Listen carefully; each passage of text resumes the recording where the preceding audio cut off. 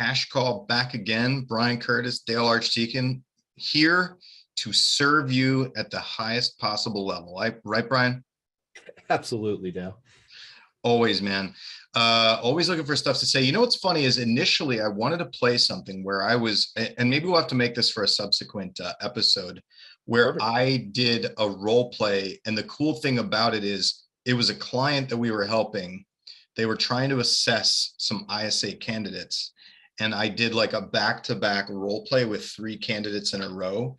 And you can hear how they progressively got better. Like, to be able to compare the role play skill of 3 people side by side in a short window of time was really amazing. And I think maybe we should do that as one of our episodes where we just play that recording and you can see it.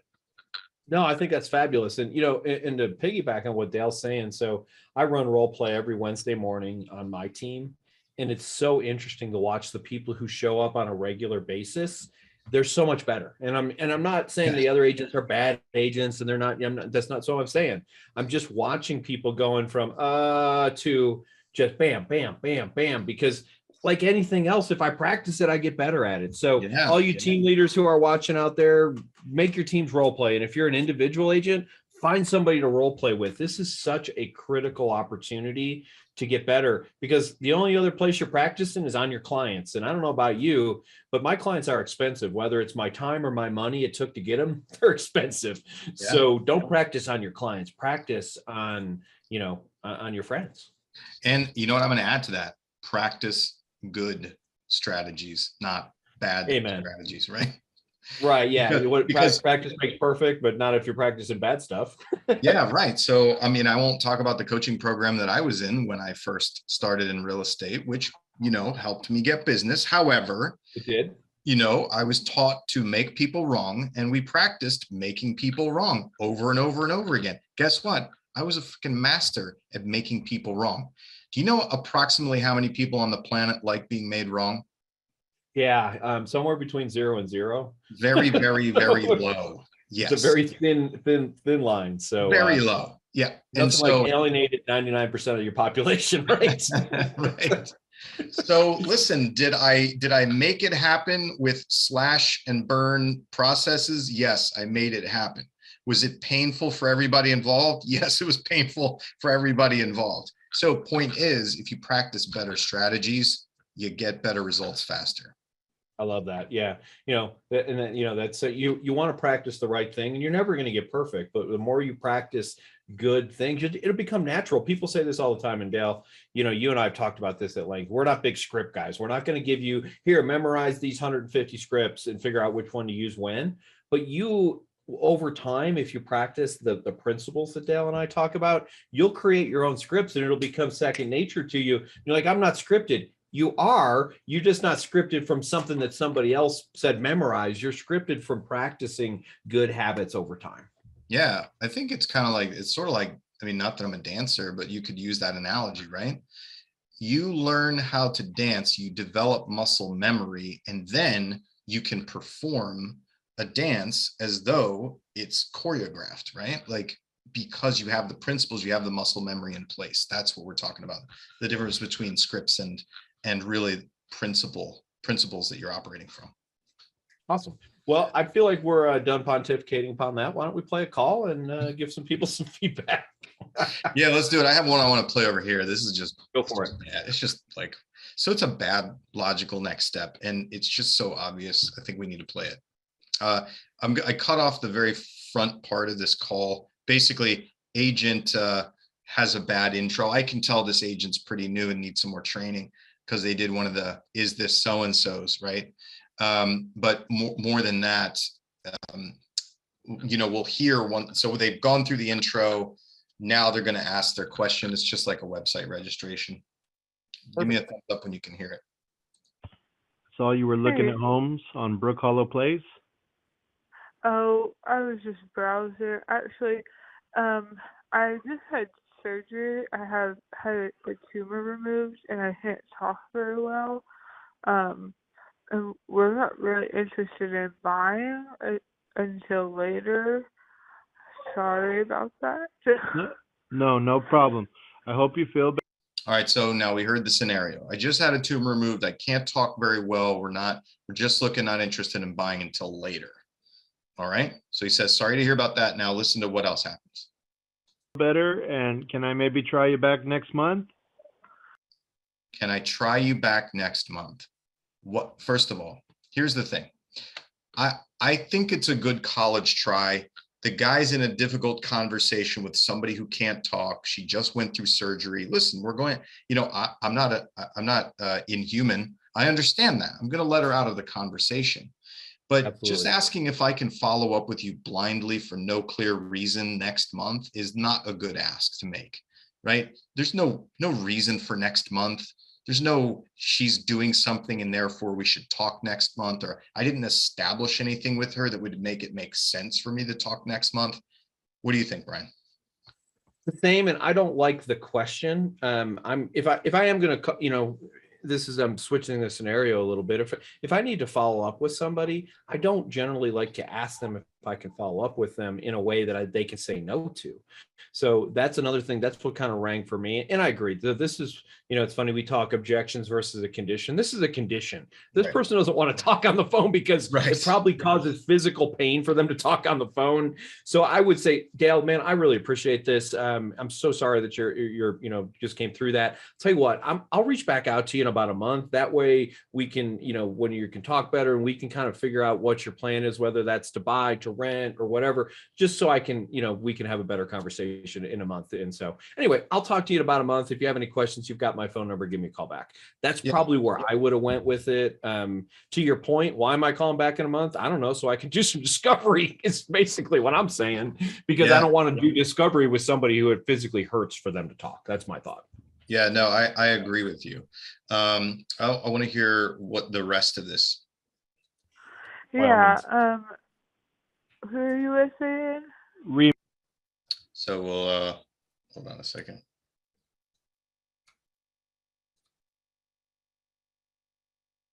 We'll skip over that part. No, he's been the one doing a lot of the research. Okay, I'll text you my info, and I'd love to work with you guys. I'm local to the area. We can wait till you feel better, but I'd love to meet you and show you homes whenever you're ready. All right, now he closes them. So the thing is, I know that she just had surgery, and what she heard when we skipped over that part was so-and-so, or I guess her husband or somebody else, is doing most of the research. Great. Let's get the guy. Let's talk to him now, right? Let's get connected with him. Hey, totally understand. Listen, I don't want to put you in any more pain than you're already in. What number can I call to talk to your husband so that we can, I can find out what you're looking for. I can be on the hunt for a perfect house for you guys, or even a great deal without having to bug you. I don't want to call you in another month, if you're not even the decision maker. So talk to the person, right? That we could have just done that right there. And I think he could have also put in the discovery in terms of, you said you're, not going to be buying right now, later on. When's later on for you? Or what has you thinking of making the move? If I can just at least get that why in there, so that when I try to follow up, I have a little bit more ammunition other than, hey, you just had a tumor out of your mouth a month ago. I don't know anything about you. Can I talk to you now? Right. It definitely, it's a weird fine line. Like, do I want to make this person talk anymore? I mean, it must not be excruciating or she wouldn't have answered the phone. To some extent, we hope, and maybe not. I mean, me, if I can't talk, if my throat hurts, I'm just going to not answer the phone. So it's probably not horrible, but you can hear feels like her mouth is full of marbles and is having trouble talking. And, so if you were, willing to push that, I'm going to ask you 2 quick questions, if you don't mind, and maybe bang those out or something like that. Yeah. Or I like the fact that he did get some, really my husband's the person driving this boat. Hey, great. I'll tell you what, I'll call your husband. What's the best number to call him at? Yeah, you notice why she said that, right? She said it because he was like, can I talk to you in a month? And she was like, oh, I don't want to talk to you. I'm not doing it. Yeah. I'm not the one who's in charge.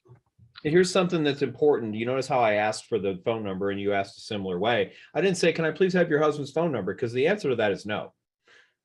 So the question is, hey, sounds like your husband's in charge of this. Makes perfect sense when you can't speak real well right now. With that in mind, what's the best number to call him at?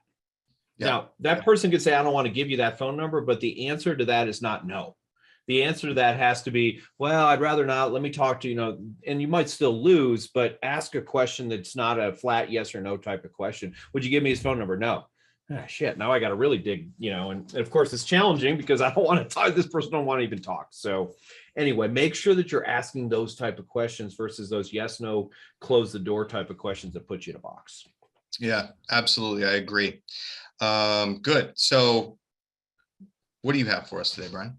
I got a very interesting phone call today. It's real long. I don't need to play the whole thing, and I could fast forward through parts of it, but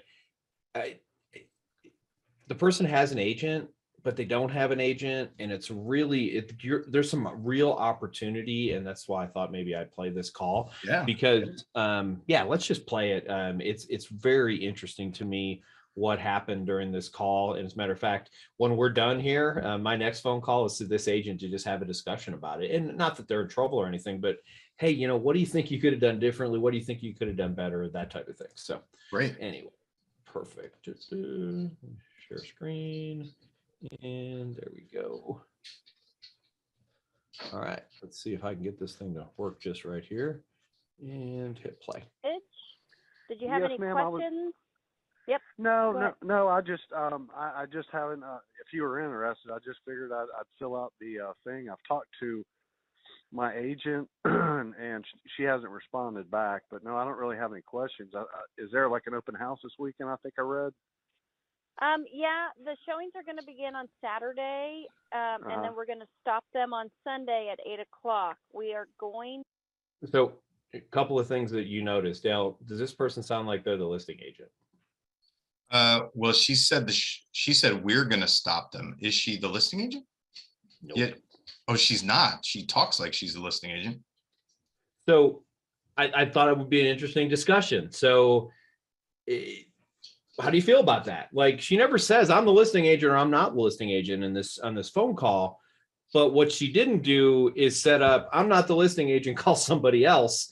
Yeah, we're going to show this house, It's a fine line. Like, I don't want to get into ethical concern. Yeah. But... So I think as a general practice, it's a clever technique to use to speak as though you're the listing agent, so long as you don't say anything that's illegal that you're not allowed to say, right? Like, I'm the listing agent when you really aren't.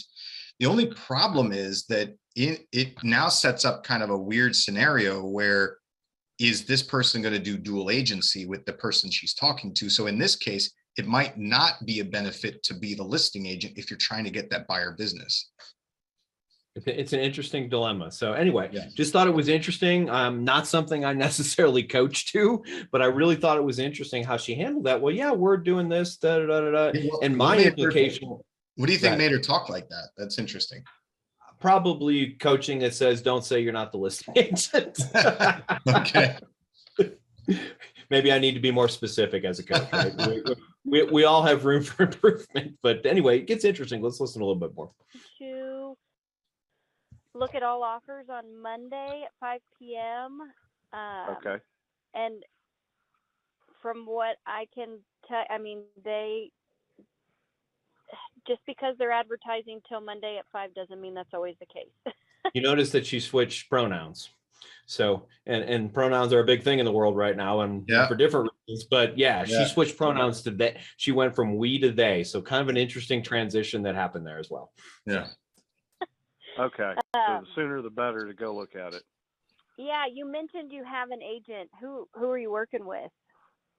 Jenny Miller. Well, sorry, Jenny. Yeah, I know that name. She's Caldwell agent, right? I believe so.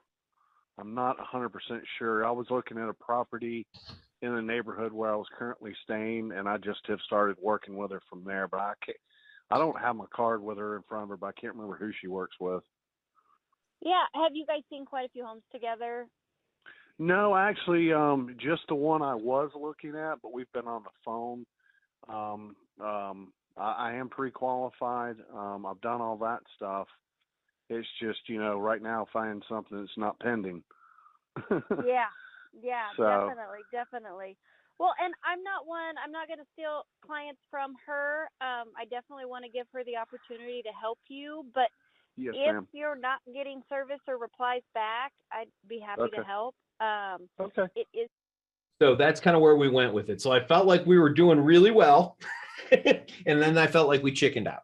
So I'd love to hear your feedback on there. Yeah. So, I mean, as long as this agent isn't on my team, They're not. isn't my friend at the same brokerage, They're or not. isn't somebody who I frequently do deals with in the market, I'm going to steal the business. I'm with you too. And I'm probably going to be subtle about it, but yeah, so I thought she really did some good discovery. Hey, you know, who is it? Okay. And here's an interesting thing to me, and I don't know how you feel about this, Dale. He knew her first and last name. So there was some level of connection with this other agent, but also didn't know that much, doesn't even know what brokerage they're working at. So, you know, there's this fine line of what that, you know, and to your point, you have your 4-step process. Why don't we just cover that real quick, what your 4 steps are when, hey, I've got an agent, which is basically what this guy is saying. Why don't we cover that? Because I think it's appropriate here. Yeah. So first we paraphrase. So the steps are paraphrase, committed, signed, benefit, right? And so what that would sound like is, oh, you have an agent you've been seeing houses with, and I'm going to, you know, wait to see what more information you give me. Then Yeah, I'm going I looked at one house with her. Oh, okay. Are you committed to her? You know, she seems like a pretty nice lady, and I like her. Okay. Unfortunately, I texted her a little bit ago and wasn't able to get a hold of her, and that's why I'm talking to you. Got it. Okay. Have you signed anything with her yet? No, we went and looked at one house. Okay, excellent. Totally get that. Listen, I know she started showing you houses, but other than showing you some houses, is there any other benefit to working with her over any other agent in the market? I just that I like her, but I mean, you know, there's no specific benefit I'm getting. Okay, got it. So here's what I would do then in the context of that conversation, based on all the things the guy said. I might add one more question. When she went to, I don't want to steal business from her, I would ask a different question. I might ask you, okay, Brian, well, you know, as long as you get into the right home for you, do you care which of us sells it to you? Great question. Love that. No, I really don't give a rip. I'm just trying to buy a house. Okay, great. You know, buyers oftentimes feel that way. Listen, I'm available now. I'm always available for your calls. You'll be able to get me. Let's go and let's make an appointment to go see this home. And if you and I hit it off, I'm going to ask you to work with me to help you find the perfect home. Sound good? Sounds great. And here's something I want you all to notice that Dale did. Dale was willing to go show a house and not get paid. And I can't emphasize how many agents are unwilling to go show a house and not get paid. And guess what? Those people are getting paid less because their time is so valuable. I made this kind of comment yesterday. I was coaching somebody, you know, the agent who sold 5 houses last year, talking about how valuable their time is. Like, you've got the one thing you have a ton of is time. Go and stand in front of somebody and try and sell them. That's lead generation. Like, if instead of looking at it as a waste of my time to go show this person a house, look at this as a lead generation opportunity. Get in front of this person and sell them on why I'm the agent to work with, instead of going out there and going, well, I don't want to go out there because this person won't commit to me. Take a chance. Now, if you've got 23 clients and you're so busy and you're working 80 hours a week, then by all means. But if you're an agent who's relatively new, or an agent who's not busy, and that happens even the best agents. So, you know, I had a great month last month, sold 10 homes, and now I've only got one client to work with. Yeah. Now's the time that I do that. So use your judgment, but don't get stuck in that old idea of I'm only showing pre-qualified, committed people. I think that's very limited thinking. At least it is for me. So that's very old school mentality. It's the mentality that I had, that I was taught when I initially was selling real estate. And, you know, I've trained people that too back in the day. And that's just not reality anymore. It really isn't. You know, to receive a random lead, or to have a conversation with a complete stranger and expect that you're going to be able to squeeze all this information out of them and get them to commit to you after one telephone call is not likely, not highly likely. I agree. I'll play a little bit more. I fast forwarded, so there might be a little. Are you kidding me? Uh-oh. This happens every once in a while, and I don't know why, so bear with me. I'll just do it this way. We should we also here we go. Yeah, Gretchen, if you wouldn't mind sending me your contact info. Like I said, I've got nothing in writing yet. What's going on with Jenny? I just like working with her. She's, been very straightforward with me, but, definitely I can't get her. I know she's a busy lady. So, I just texted her about 20, 30 minutes ago. So it hadn't been. So this person is literally telling this agent how to sell them. You know what? This is what it sounds like when the fish is trying to jump in your boat. It really is. That's this guy like. is trying to be sold. This is what I don't like about my current situation. Please fix it. I mean, that's what he's saying. But we've got to, as salespeople, we got to listen to that and go, because, and I know we don't necessarily talk about this a lot, but my firm belief is, you talked about earlier, the person who originally trained you, their concept was basically tell people they're wrong and then do that. Well, what they were trying to accomplish, I believe, is create a problem so that you can solve it, is a nicer way to what. So, but this guy told us what the problem is to solve the problem. You don't have to create the problem. He's told you what the problem is. I know. Solve it's it. Crazy. We spend so much time trying to whisper the fish into the boat that when it's like, hey, where's the ladder? I can't climb in, right? You're like, call me later. Yeah. Find the ladder. Exactly. Exactly. So anyway, there's a lot of good stuff in this call. I'm going to play a little bit more. Terribly long. Okay. But I understand. know. But yeah, if you would forward me your contact info, and I'd love to. If I can't get any kind of the help that I'm wanting, then I definitely, like I said, would be interested in meeting with you. Well, let me ask you this too. So this one's a 3-bed, 2-bath. It's just some discovery here. I'm going to fast forward. Usually, what we find is let me Saturday at it prior to Saturday just to look. I mean, it specifically says they're not allowing showings until Saturday. So maybe they're doing some final prep work, painting, moving. Okay. I'm not 100% for sure, but. Well, yeah, if you can put me down for 3:30, I guess I can, make that happen. So basically what happened here is the agent set an appointment for 3:30 on Saturday, and I won't play the rest of it, but you heard that. Here's the problem, and we're going to go back to the very front end of this phone call, is this guy asks, well, should I bring my agent? So again, I like the subtle approach at the front. We're like, yeah, because we are realtors, we are agents in the market, so I'm okay with that. At some point in time, I feel like she needed to explain, like, look, I'm going to set this appointment for 3:30 on Saturday for you. If for whatever reason you can't get a hold of Jenny, then I'll meet you there. Here's another question that and this is just something I'd like to kind of mastermind on, Dale. One of the things that I was thinking as I was listening to this call is if I didn't want to be super aggressive, I could say, look, Doug, it's been great chatting with you today. And I'll tell you what I'm going to do. I'm going to call you back tonight. This call came in the morning about 11 o'clock. I'm going to call you back tonight around 5 o'clock. And if you haven't been able to get a hold of Jenny, then, we'll set the appointment and I'll go show you the house on Saturday. But if you have, then I'll just, give that slot to her. So how about I give you a call around 5 o'clock tonight? Does that work?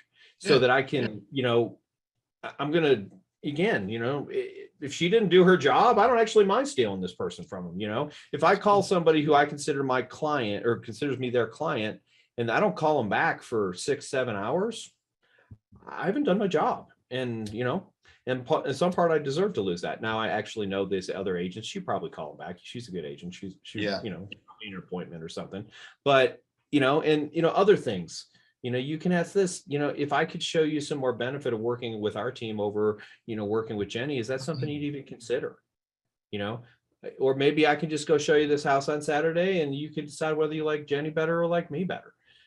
Those are some of those things that you can do to get in front of somebody. I'd love to hear your thoughts on it. Yeah, no, I agree with all of that stuff. Definitely good approach. I mean, I want to point out what you said, which was, if I wasn't trying to be aggressive, great. Go that route, right? Hey, if you don't hear back from her, I'm happy to show it to you. I think with all of those, the only caveat that I would throw in there, whether you don't want to be aggressive, or even if you are aggressive, at some point, I'd say, hey, I'm more than happy to show you this property. If I show it to you and you want to purchase it, I'll be representing you. Are you okay with that? So that's all I would add in there. Hey, whether or not you work with her on other stuff, just so there's no confusion, right? If I show this property to you, I'll represent you if you want to purchase it. are you okay doing that? Yeah.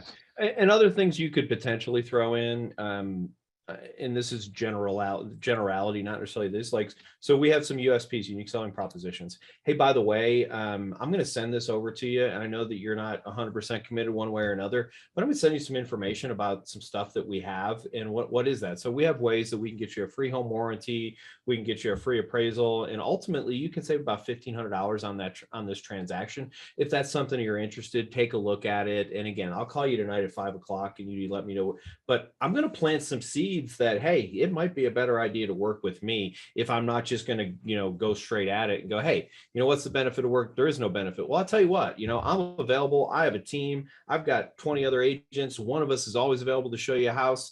Why don't you try working with me if I really wanted to go aggressive on that? Yeah, absolutely. I think it's good to give these people the options, right? Because there are times where we want to be aggressive, or there's times where we don't want to be aggressive. The guy sounds like he's legit, sounds like a nice guy. In this case, that agent, and if the agent doesn't know the other agent, doesn't have a relationship with her in the market, et cetera, she might want to be more aggressive. If the guy sounds like a middle of the road possibility, like a deal with some hair on it, you know what I mean?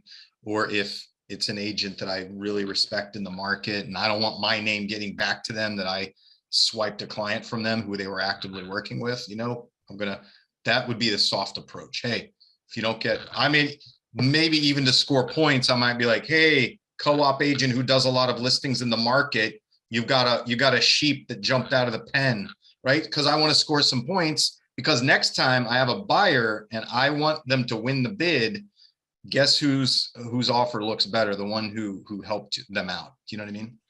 Yeah. And I've done that. I'm sure you have too. Like, I've called friends of mine and said, hey, Dale, it's Brian. I just got off the phone with Doug. He is a fish out of water and you need to steer him back in direction. And your barn door's open. The horses are getting out.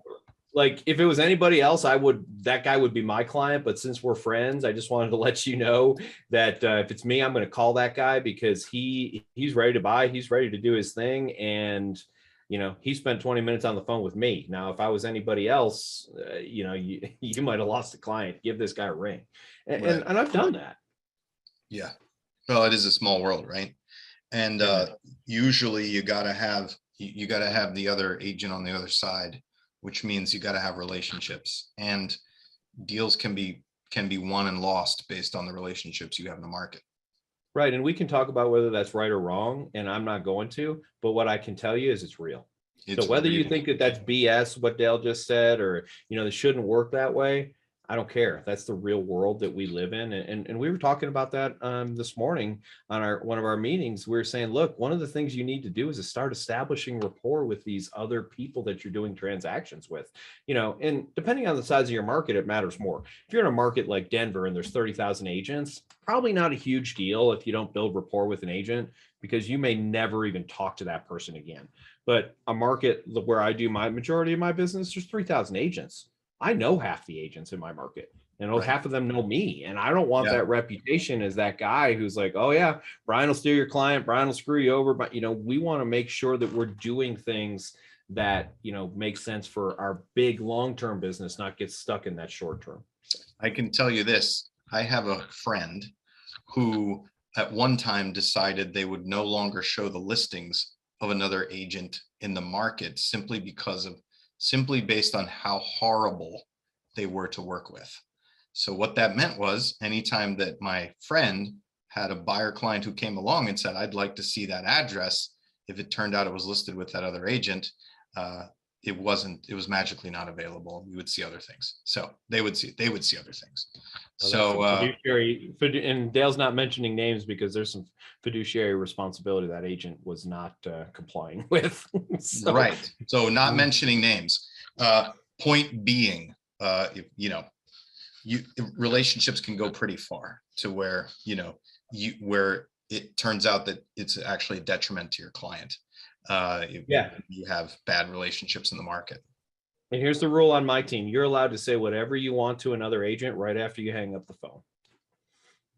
Because I've done it. You've done it. You hang up the phone and good Lord, don't be in the room with me because I'm offending young children, because And because I can get angry, I'm pissed off. No. But as far as that person knows, they're the greatest agent. And people have said, well, you should stand up. It's not about standing up. I'm standing up for every one of my clients in the past and in the future by not pissing in somebody's Cheerios. So yes, amen. All right, buddy. Great seeing you again today. Everybody, thanks for joining us for Cash Call, and hope you'll all be back next week.